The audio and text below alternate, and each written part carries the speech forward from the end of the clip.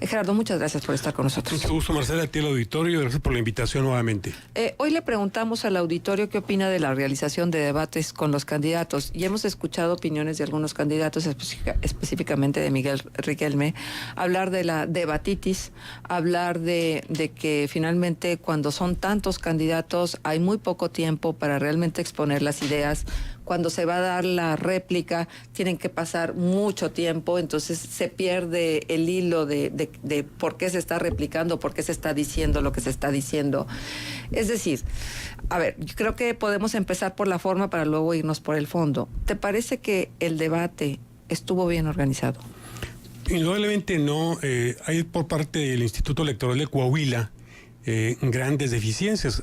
La principal es que no dio la suficiente difusión al debate. Parecería que el Instituto Electoral era más interesado en que no se supiera de él, en que no se viera, por diferentes circunstancias. Ahora vemos que una puede ser la pésima organización, el diseño, el esquema del formato, el escenario mismo.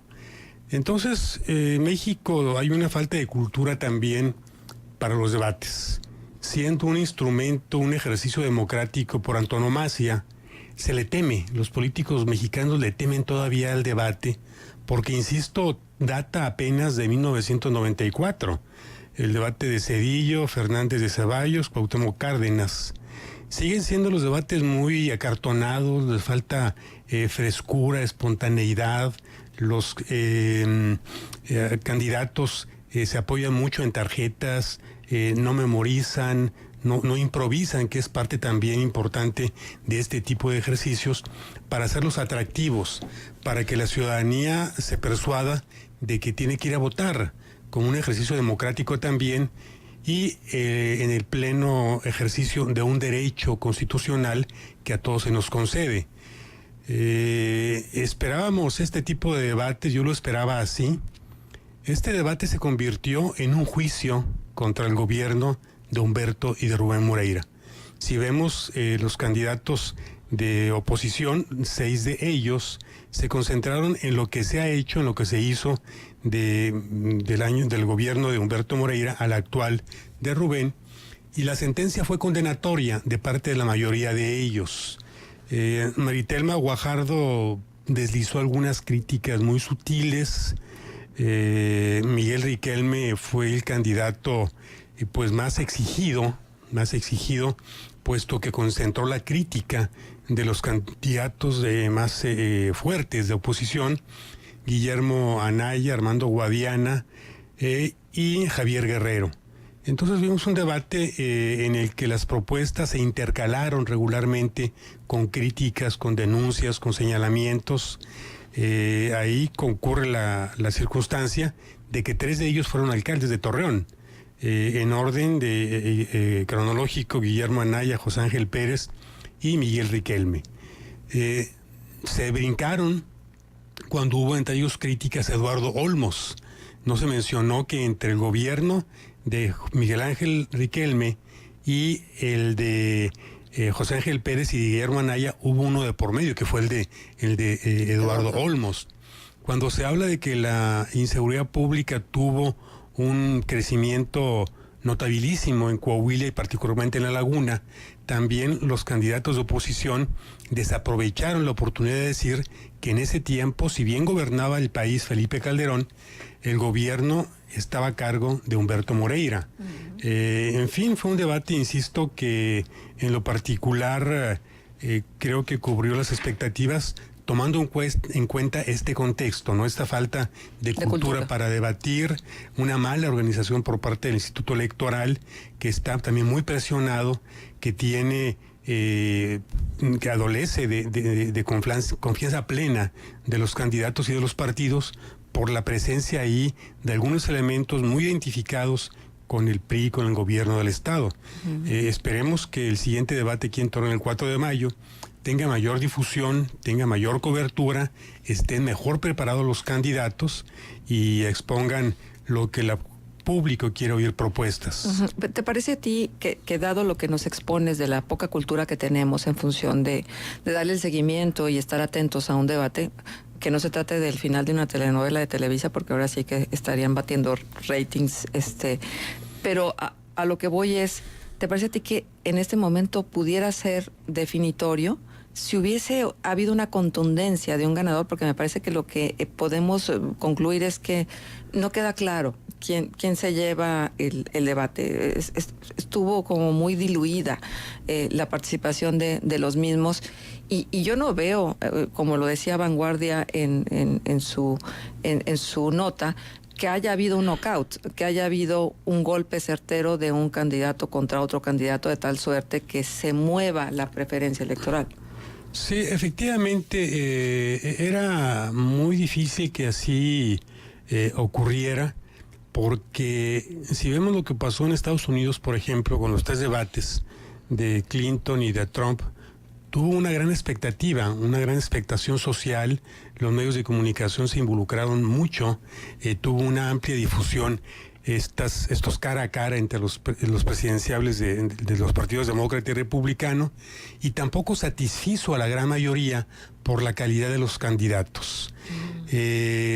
No hubo efectivamente un vencedor claro, las críticas fueron, pero dominó un tema, el de la corrupción. El tema paraguas fue el de la corrupción en todos los ámbitos. Se tocaron asuntos importantes como, por ejemplo, la crisis que prevalece todavía hoy en el sector salud, las muertes de niños. Habló José Ángel Pérez de 30, Guillermo Anaya citó 2 ejemplos, el propio Miguel Riquelme reconoció que había deficiencias en el abasto de medicamentos. Anaya apuntó que Javier Guerrero, apuntó que se están construyendo hospitales, es cierto, pero que no se equipan, ni tampoco se proveen de medicamentos y de todos los requerimientos que necesita un centro hospitalario para poder brindar un servicio eficiente. Hubo un debate paralelo que precedió al de ayer en Saltillo, el debate en las redes. Las redes sociales están jugando un papel muy importante, están induciendo al voto indeciso a que tome una posición, a que se exprese libremente en las urnas. El debate de hoy en la Iberoamericana también es un ejercicio importante. No sé si finalmente el candidato del PRI, Miguel Riquelme, haya confirmado o no. El hecho es de que son ejercicios, insisto, no únicamente consustanciales a la democracia, son indispensables para que la sociedad participe, se entere, contraste propuestas de los aspirantes al gobierno y también pueda decidir un voto menos emocional, más razonable, más maduro, más orientado hacia una mejora integral de Coahuila. Tenemos un partido que ha gobernado la entidad desde 1929. Esto es en sí mismo un anacronismo. Ningún país del mundo ha tenido un partido que gobierne tanto tiempo, ni el comunista de Cuba, que rebasa los 50, 60 años. De manera que el debate está en las calles, el debate está en las calles, está en las mesas de café, en las mesas familiares. Esta elección va a sentar un precedente porque el ambiente está cargado de alternancia. La cuestión es hacia dónde la alternancia, hacia algún partido político, que en este caso sería el PAN, o hacia un independiente cuya figura principal es Javier Guerrero, aunque en el debate de ayer Luis Horacio Salinas hizo algunos planteamientos interesantes.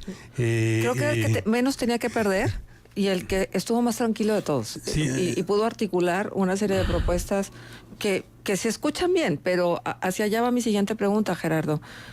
Escuchamos de todo ayer en función de las propuestas, danza de millones, ¿sí? Pero realmente, ¿cuántas de estas propuestas son viables? Porque una cosa es lo que ellos dicen y otra cosa es lo que realmente se pueda realizar. Sí, efectivamente, en este tema el candidato independiente Guerrero fue muy puntual al decir pues que había que ajustar las propuestas con el presupuesto, y más en una entidad que paga 200 millones de pesos mensuales por intereses, y que ya ha cubierto en este sexenio, según las cifras de Javier Guerrero, 20,000 millones de pesos. Esa es una resta importantísima al presupuesto en todos los sectores. En salud se criticó, por cierto, y con justicia, que en este gobierno ha habido 4 secretarios de salud y el actual no es médico. Licenciado en Ciencias de la Comunicación. Sí, entonces pueden ser todólogos, pero creo que ahí en la medicina no tienen nada o muy poco que hacer.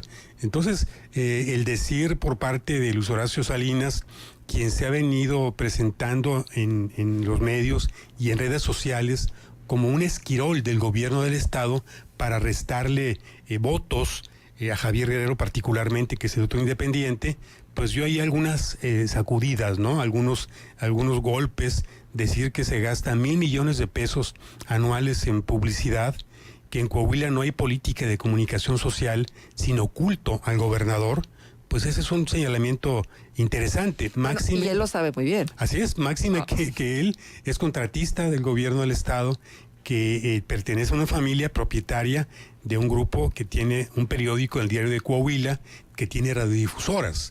Entonces, cuando se habla de comunicación social, en este gobierno hubo recortes importantes a los medios de comunicación y no los hubo en otros sectores. Luego, tenemos que recordar una expresión de López Portillo, de que no pego para que me paguen. Sin embargo, los presupuestos de los gobiernos municipal, estatales o federal no son del gobierno, no son del gobernador, del alcalde, del presidente de la República. Son recursos que constituyen una mezcla que aportan contribuyentes de todos los partidos políticos o de ningún partido político. Entonces, insisto, hubo planteamientos interesantes. Yo visualizo el debate de ayer como un ring, una pelea de todos contra todos, en el que el candidato, los independientes, pues vieron pasar el lanzamiento de todo tipo de objetos por encima de ellos. El debate se centró en los punteros de esta competencia, Miguel Riquelme, Guillermo Anaya. Entre ellos fue particularmente el encono, las denuncias de casas multimillonarias, de negocios al amparo del poder. Entonces es bueno que todo esto aflore, durante los debates, durante las campañas, para que el ciudadano no se sorprenda cuando uno de ellos llegue al poder de lo que tiene y que no se sabía. Uh-huh. Entonces sí son importantes. Idealmente serían, deberían ser debates de propuestas muy razonadas, pero vemos que también la mercadotecnia incide de una forma importante en las encuestas, porque hay que generar expectativas de más empleo. Por ejemplo, el candidato del PRI propone hasta 170,000 empleos. Pues, ¿de dónde, no? Si se basa en la generación sexenal de empleos de los últimos gobiernos, hay un incremento. Sin embargo, quienes generan los empleos son las empresas, son los inversionistas. En todo caso, los gobiernos deben generar condiciones de infraestructura, de seguridad, de un buen clima laboral para que vengan inversiones. Gerardo, varias cosas. La primera, fustigar de manera muy importante a Miguel Ángel Riquelme por parte de los otros candidatos, ¿no lo hace víctima? En algún momento dado no es como todos contra mí, y él dijo en una declaración, pues yo soy la piñata, ¿no? O sea, me pegan todos. Y entonces, ¿no lo victimiza? Bueno, hay dos circunstancias en este caso. Hay dos elementos que van a decidir la elección de Coahuila del 4 de junio. Una es la corrupción, que es un fenómeno que cual bola de nieve creció en los últimos 4 o 5 años, particularmente en el gobierno de Peña Nieto, y ya sepultó al país. La sociedad está sumamente indignada con la corrupción y sobre todo con la impunidad. Se detiene a un gobernador, Yarrington, en Italia, y la PGR trata de adjudicarse parte del mérito, hasta que el propio gobierno de Italia lo desmiente. ¿Cuál es el mensaje? El mensaje es que Estados Unidos está actuando directamente ya contra gobiernos donde hay altos niveles de corrupción, por el riesgo que implica para la seguridad nacional. Es curioso que a los pocos días, a la semana, se detenga en Guatemala a Javier Duarte, y sea la Policía Nacional y sea la PGR la que los detengan. Yarrington va a Estados Unidos extraditado pronto. César Duarte vendrá a México, no a Estados Unidos. Entonces, aquí va a tener en México todas las facilidades. La suspicacia social dice que fue un acuerdo entre el presidente Peña Nieto y Duarte de que se entregara ante la eventualidad de que puedan perder también el Estado de México. Claro. Sin embargo, la sociedad ya no se le engaña fácilmente. La sociedad ha dejado de comulgar con ruedas de molino. La sociedad ya sabe cómo actúa el gobierno, en qué forma, cuáles son los tiempos del gobierno y en consecuencia vota. Entonces, esto es, insisto, el otro elemento que va a decidir las elecciones en Coahuila es el enfado social tan generalizado. Entonces, en el caso de Riquelme es en términos pugilísticos, es el campeón. Él está por conservar defendiendo el título. El título, por supuesto. Entonces el retador tiene que cruzar sus mejores golpes, acosarlo, arrinconarlo, porque va por el triunfo. Y no es poca cosa lo que se juega el 4 de junio. Es, por una parte, la continuidad de un proyecto político que empezó hace 12 años, investigaciones que México y Coahuila está exigiendo que se realicen.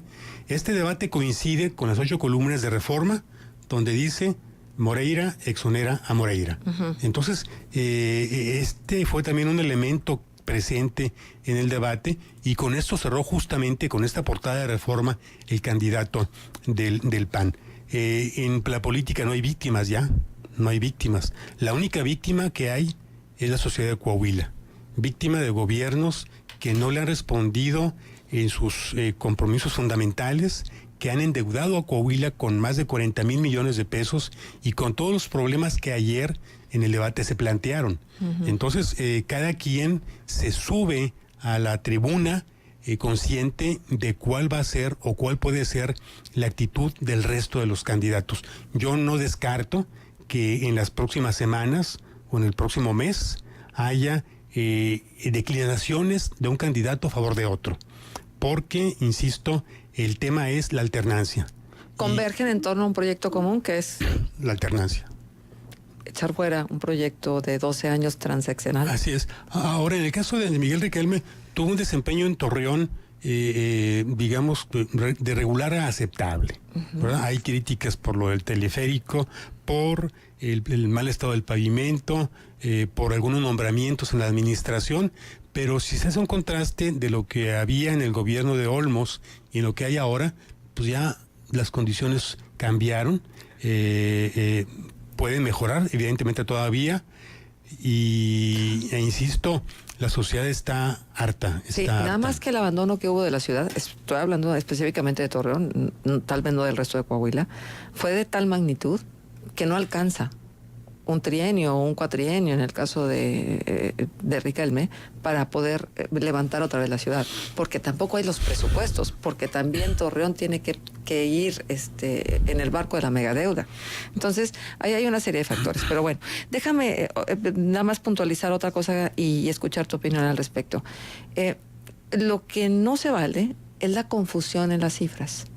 Sí, se hablaba de la inseguridad en los tiempos de Guillermo Anaya. Miguel Riquelme lo dijo cómo se habían incrementado los asesinatos en el sexenio, en el trienio de Guillermo Anaya. Habría que ser muy cuidadoso con esto, porque si no lo único que hacen es confundir. ¿Sí? Es un argumento que si tú vas y revisas, a lo mejor pues no es como se expone. Sí, efectivamente. Está ya también en esta época política de debates estamos los ciudadanos expuestos a ese tipo de manipulación de cifras. Sí. Lo vimos en los debates de Clinton con Trump, fue un ejemplo contundente. Lo vemos hoy mismo en Rusia con Vladimir Putin, cómo maneja la información tendenciosamente, la falsea, ¿verdad?, para dar un impacto inmediato. Sin embargo, en este aspecto específico, los medios de comunicación tenemos que ser quienes centremos en su justa medida, ubiquemos en su medida real las circunstancias que ocurrieron en Coahuila. Recordemos que cuando Torreón se colocó entre las ciudades más inseguras del mundo, era Olmos el gobernador, el alcalde, y gobernador Humberto Moreira.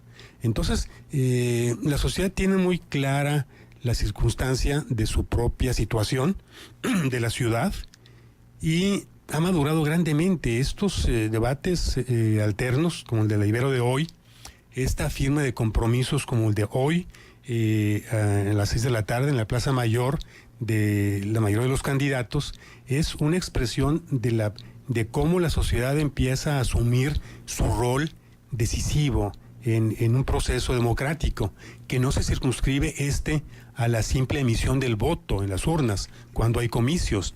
La democracia exige de todos los ciudadanos una participación diaria, cotidiana, responsable, crítica del ejercicio de las autoridades y también de nuestra propia actitud como sociedad, como individuos.